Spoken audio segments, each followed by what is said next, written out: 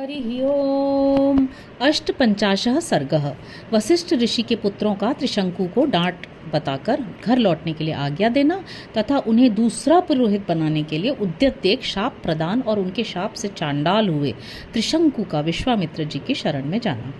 ततस्त्रिशंकोर्वर्जनं श्रुत्वा क्रोधसमन्वितं ऋषिपुत्रशतं राम राजानमित्मब्रवीत् प्रत्याख्यातो सीदुर्मेधो गुरुणा सत्यवादिना तं कथं समतिक्रम्य शाखान्तरमुपेयिवान्। रघुनंदन राजा त्रिशंकु का यह वचन सुनकर वशिष्ठ मुनि के वे 100 पुत्र कुपित हो उनसे इस प्रकार बोले, दुर्बुद्धे, तुम्हारे सत्यवादी गुरु ने जब तुम्हें मना कर दिया तब तुमने उनका उल्लंघन करके दूसरी शाखा का आश्रय कैसे लिया। इक्ष्वाकूणां हि सर्वेषां पुरोधा परमागतिः न चातिक्रमितुं शक्यं वचनं सत्यवादिनः। समस्त इक्ष्वाकुवंशी क्षत्रियों के लिए पुरोहित वशिष्ठ जी ही परम गति हैं। उन सत्यवादी महात्मा की बात को कोई अन्यथा नहीं कर सकता। अशक्यमिति सोवाच वसिष्ठो भगवान् ऋषिः तं वयं वै समाहर्तुं क्रतुं शक्ताः कथंचन। जिस यज्ञ कर्म को उन भगवान वशिष्ठ मुनि ने असंभव बताया है उसे हम लोग कैसे कर सकते हैं। बालिशत्स्वं नरश्रेष्ठ गम्यतां सपुरं पुनः याजने भगवान् शक्तस्त्रैलोक्यस्यापि पार्थिव अवमानं कथं कर्तुं तस्य शक्ष्यामहे वयम्। नरश्रेष्ठ, तुम अभी नादान हो, अपने नगर को लौट जाओ। पृथ्वीनाथ भगवान वशिष्ठ तीनों लोकों का यज्ञ कराने में समर्थ है, हम लोग उनका अपमान कैसे कर सकेंगे। तेषां तद्वचनं श्रुत्वा क्रोध पर्याकुलाक्षरं स राजा पुनरेवैता निदं वचनमब्रवीत् प्रत्याख्यातो भगवता गुरुपुत्रैस्तथैव हि अन्यां गतिं गमिष्यामि स्वस्ति वोस्तु तपोधनाः। गुरुपुत्रों का वह क्रोध युक्त वचन सुनकर राजा त्रिशंकु ने पुनः उनसे इस प्रकार कहा, तपोधनो, भगवान वशिष्ठ ने तो मुझे ठुकरा ही दिया था। आप गुरुपुत्र गण भी मेरी प्रार्थना नहीं स्वीकार कर रहे हैं, अतः आपका कल्याण हो, अब मैं किसी दूसरे की शरण में जाऊंगा। ऋषिपुत्रास्तु तच्छ्रुत्वा वाक्यं दुःखोराभिसंहितं शेपुः परं संक्रुद्धाश्चण्डालत्वं गमिष्यसि इत्युक्त्वा ते महात्मानो विविशु स्वं स्वमाश्रमम्। त्रिशंकु का यह घोर अभिसंधिपूर्ण वचन सुनकर महर्षि के पुत्रों ने अत्यंत कुपित हो उन्हें शाप दे दिया। अरे जा, तू चांडाल हो जाएगा। ऐसा कहकर वे महात्मा अपने अपने आश्रम में प्रविष्ट हो गए। अथ रात्र्यां व्यतीतायां राजा चंडालतां गतः नीलवस्त्रधरो नीलः पुरुषो ध्वस्तमूर्धजः चित्यमाल्याङ्गरागश्च आयसाभरणो भवत्। तदनंतर रात व्यतीत होते ही राजा त्रिशंकु चांडाल हो गए। उनके शरीर का रंग नीला हो गया, कपड़े भी नीले हो गए, प्रत्येक अंग में रुक्षता आ गई, सिर के बाल छोटे छोटे हो गए, सारे शरीर में चिता की राख सी लिपट गई, विभिन्न अंगों में यथास्थान लोहे के गहने पड़ गए। तं दृष्ट्वा मन्त्रिणः सर्वे त्यज्य चण्डालरूपिणं प्राद्रवन् सहिता राम पौरा ये स्यानुगामिनः।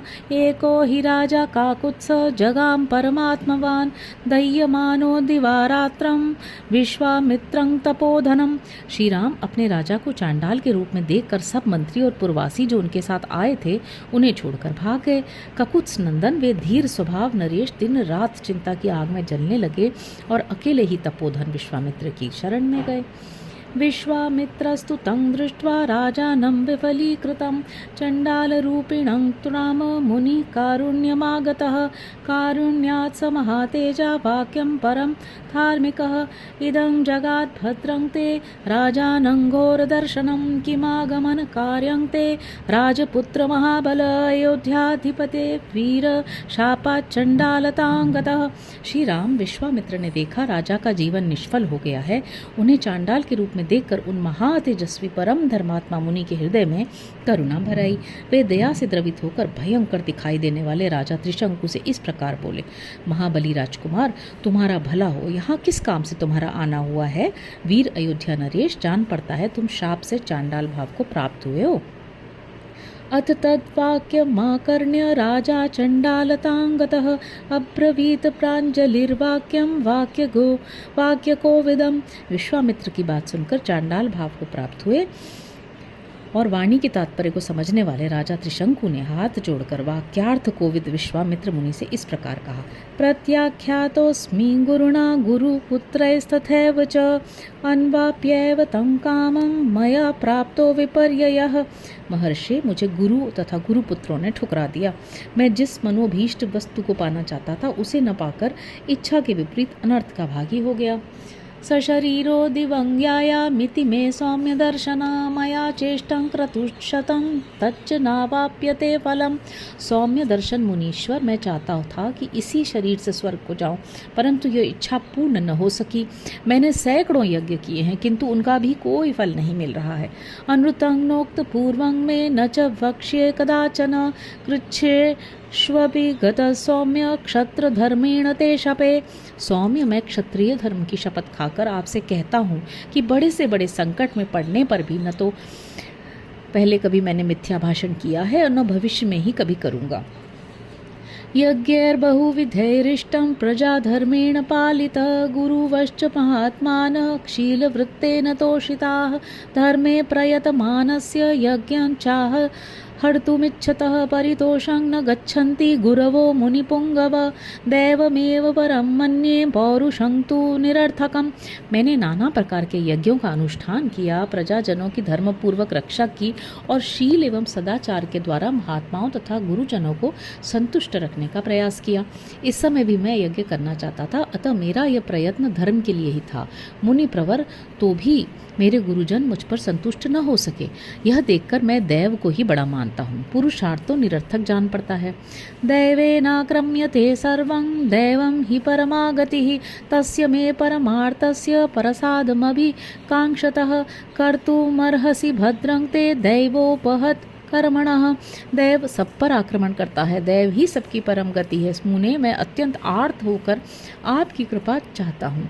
दैव ने मेरे पुरुषार्थ को दबा दिया है, आपका भला हो, आप मुझ पर अवश्य कृपा करें। नान्यां गतिं गमिष्यामि नान्यच्छरवणमस्ति मे दैवं पुरुषकारेण निवर्तयि तुमर्हसि। अब मैं आपके सिवा दूसरे किसी की शरण में नहीं जाऊंगा, दूसरा कोई मुझे शरण देने वाला है भी नहीं। आप ही अपने पुरुषार्थ से मेरे दुर्दैव को पलट कर सकते हैं। इत्यार्षे श्रीमद् रामायणे वाल्मीकि आदि काव्ये बालकांडे अष्टपंचाशः सर्गः। इस प्रकार श्री वाल्मीकि निर्मित आर्ष रामायण आदि काव्य के बालकांड में 58वां सर्ग पूरा हुआ।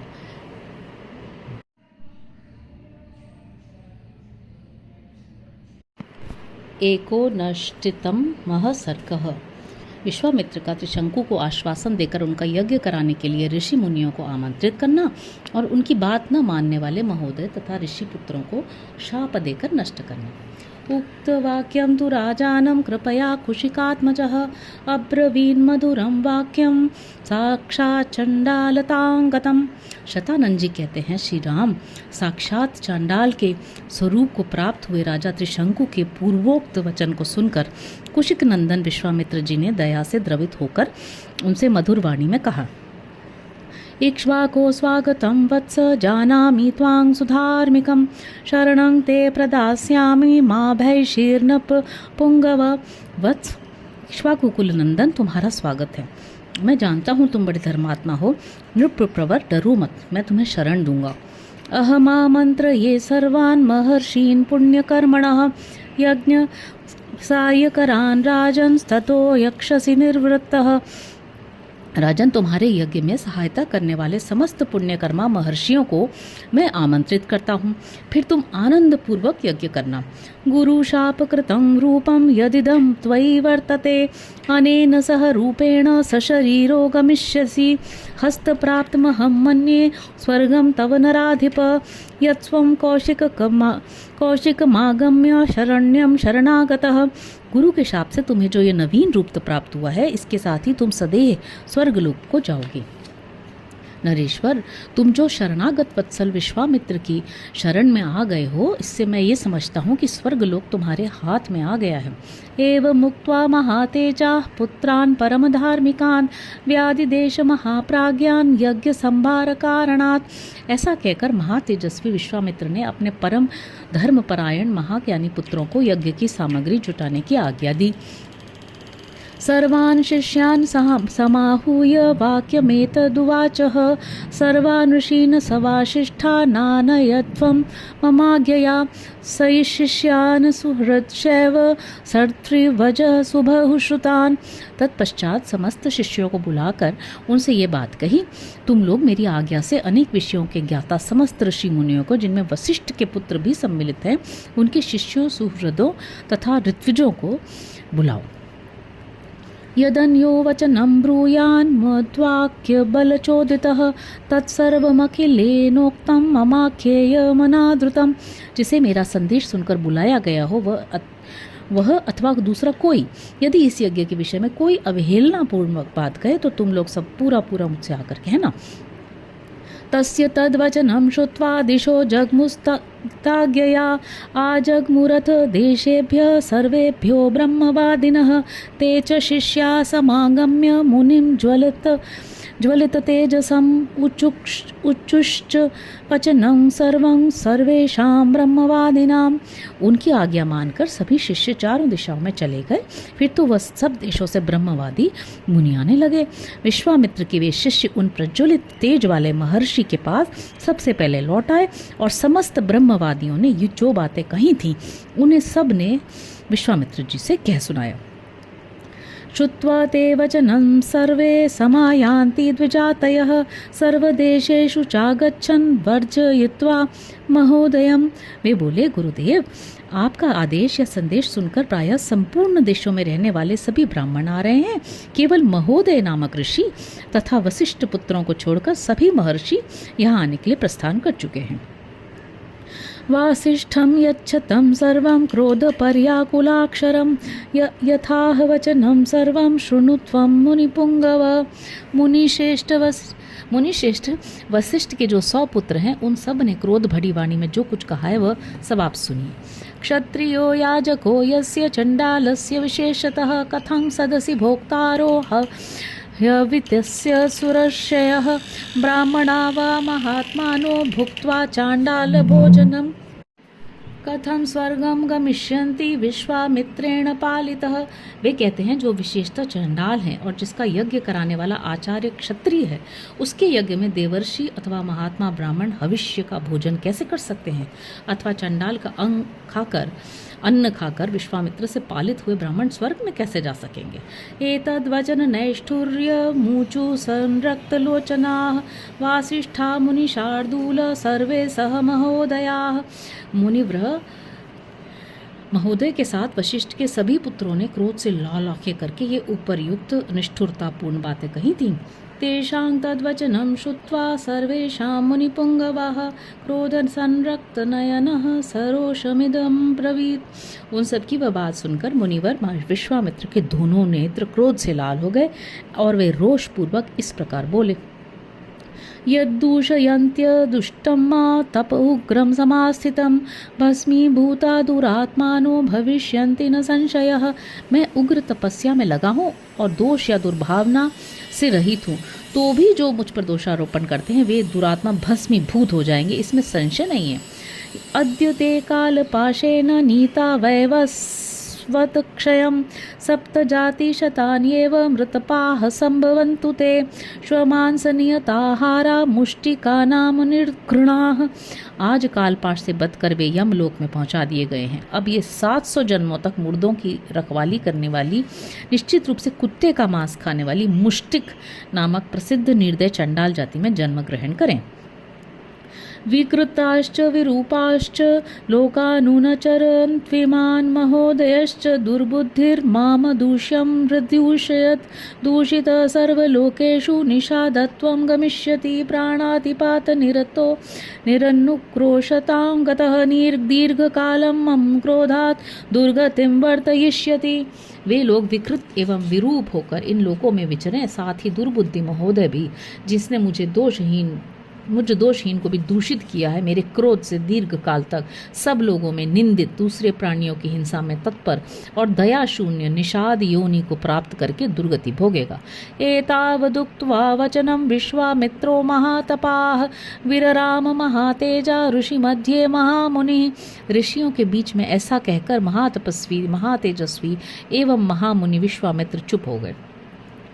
इत्यार्षे श्रीमद् रामायणे वाल्मीकि आदि काव्य बालकांडे 169तमः सर्गः।